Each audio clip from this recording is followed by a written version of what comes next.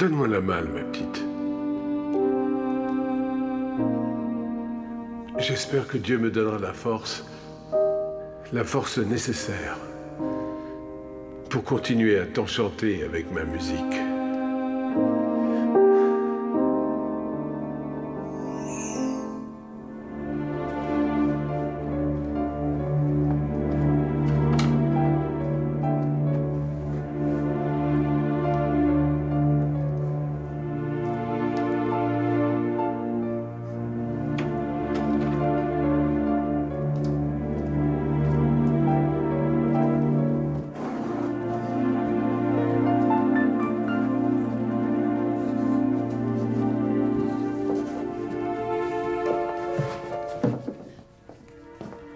Walter? Qu'est-ce que vous faites ici? Qu'est-ce que vous cherchez?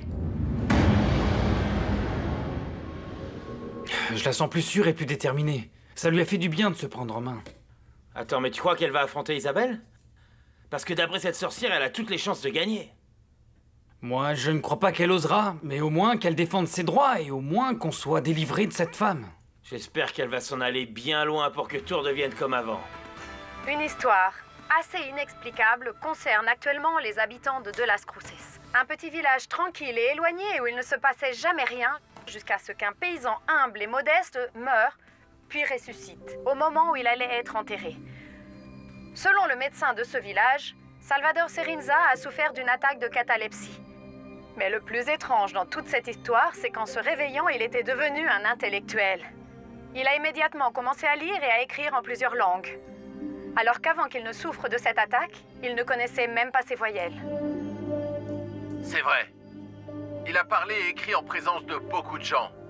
Il l'a aussi fait en anglais, en espagnol et dans d'autres langues. Nous ne savons pas ce qui se passe et nous ne pouvons pas donner plus de détails sur l'histoire.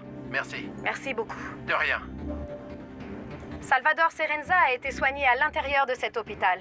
Et selon les habitants de cette région, il ne reconnaît plus ni sa femme ni son propre fils, qui assure que sa personnalité a totalement changé. Nous avons voulu l'interviewer, mais le médecin, dans son ardeur pour le protéger, l'a pratiquement séquestré.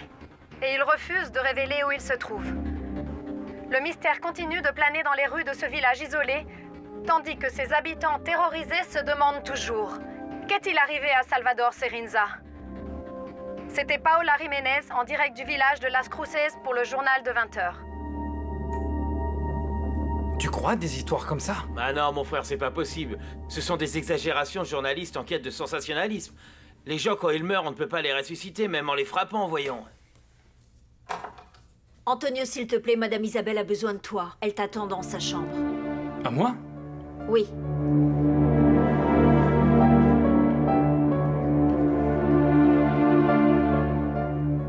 N'allez pas penser que j'étais en train de voler Mademoiselle Valeria. Je n'avais aucune mauvaise intention, croyez-le.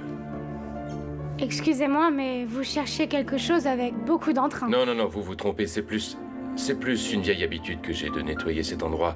Je le faisais du vivant de Monsieur Donoso et j'ai bien sûr continué de le faire parce qu'on ne peut pas laisser un endroit aussi exceptionnel se détériorer et je voulais...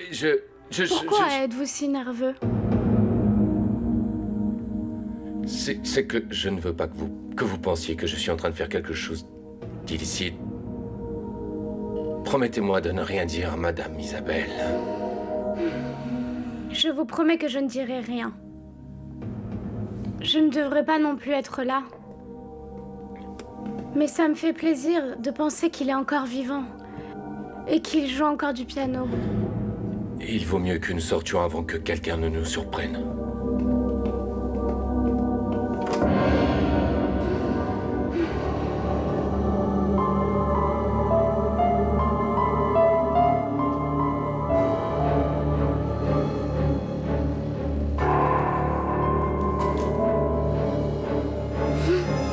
Après la mort.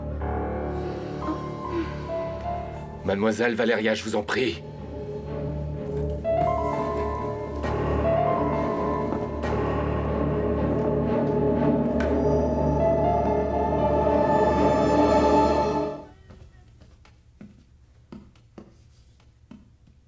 Entrez. Vous m'avez appelé, Madame Isabelle? Oui, Antonio.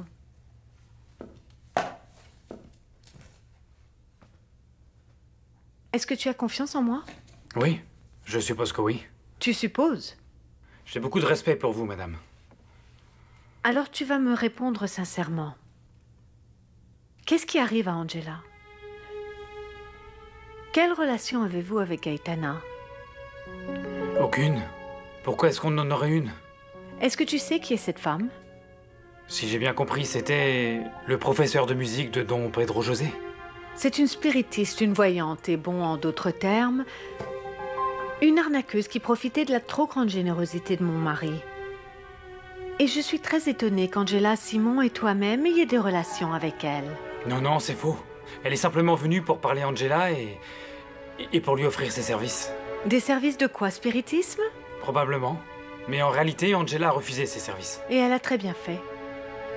Parce que cette femme ne fait vraiment qu'exploiter les gens innocents. Et je vais te dire quelque chose. S'il existait une possibilité de communiquer avec les morts, je serais la première personne à le faire avec Pedro. La première, Antonio. L'être humain vit dans l'obscurité. Et ce n'est qu'au moment de la mort qu'il peut voir la vraie lumière qui nous attend sur le seuil à la fin de notre vie. À quoi pensez-vous, Salvador? Pourquoi êtes-vous si silencieux? Ah, mais cette chemise est beaucoup trop étroite. Je pensais que les vêtements de mon défunt mari pourraient vous servir. Bon, je vois que votre taille est vraiment beaucoup plus grande. Oui, enlevez-la. Il va falloir que je me débrouille autrement.